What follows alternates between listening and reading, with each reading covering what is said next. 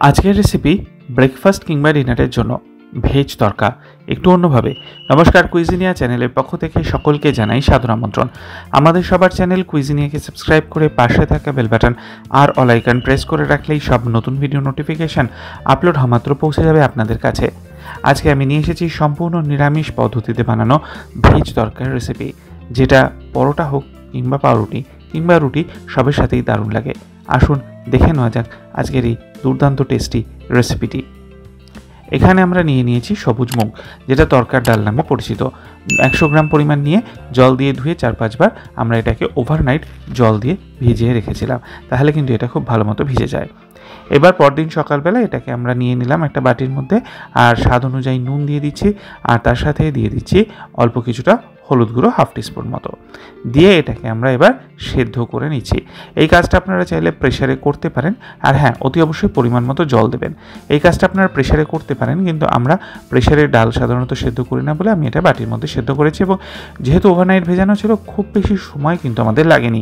মোটামুটি 10 থেকে 12 মিনিট সময় নিয়ে কিন্তু তরকার ডালটা এরকমভাবে আমাদের সেদ্ধ হয়ে গেছে। খুব সুন্দরভাবে কিন্তু এটা সেদ্ধ হয়েছে। গ্যাসের ফ্লেমটাকে অফ করে এটাকে আমরা রেখে দিলাম। এবার মেন রান্নাটা করব, সর্ষের তেলে রান্নাটা হবে। তেলটা গরম করে নিয়েছি। ফোড়নের জন্য দিব 1/4 টিস্পুন পরিমাণ গোটা জিরে।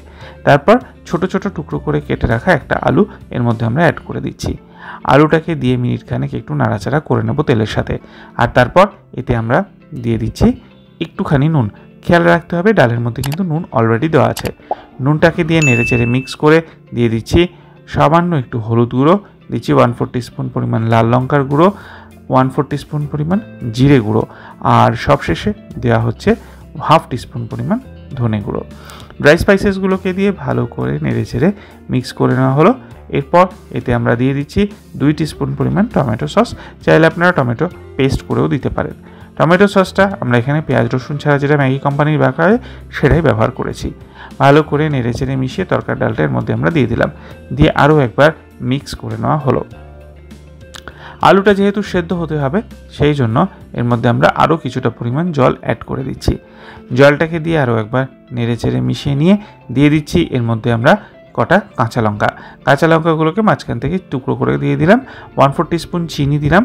চিনিটা অপশনাল, তবে হ্যাঁ, আমি বলবো স্বাদটা ব্যালেন্স করার জন্য চিনিটা অতি অবশ্যই দেবেন।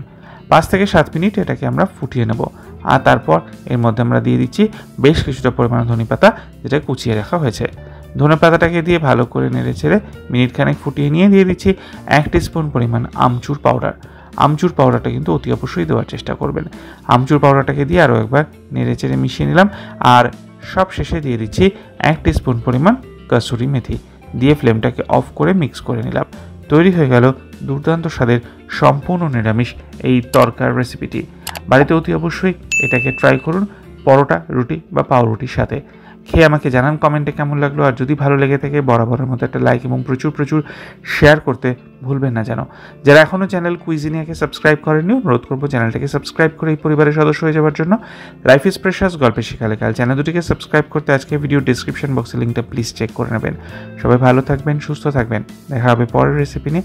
আজ তাহলে পর্যন্তই, নমস্কার।